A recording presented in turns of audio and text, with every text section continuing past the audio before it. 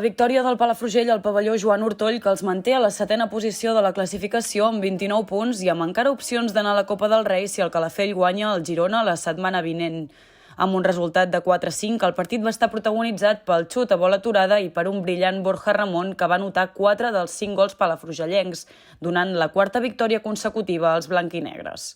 D'inici, el partit es posava en contra dels de Palafrugell amb un gol matiner als primers segons de Sergi Torner. Marc Figa, de penal, va posar l'1-1 al marcador.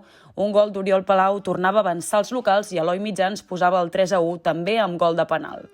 Borja Ramon, estrella del partit, va retallar distàncies i empatar-lo a 3 minuts del descans amb 2 gols seguits, el segon de falta directa després que l'entrenador local Pere Vàries rebés una targeta blava.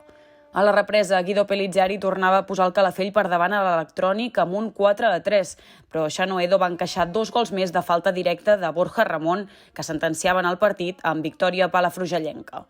Amb aquest resultat, el Palafrugell ha aconseguit els objectius marcats, lluitar fins al final i no baixar els braços, aconseguir 3 punts més que els mantinguin fora de les places de descens i puntuar fora de casa.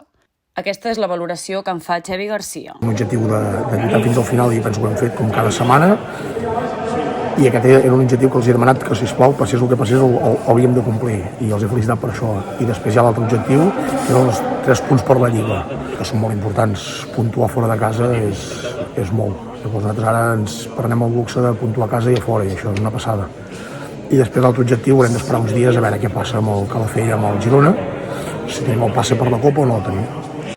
Dissabte visitaran el Lloret en busca de la 5a victòria consecutiva de la temporada.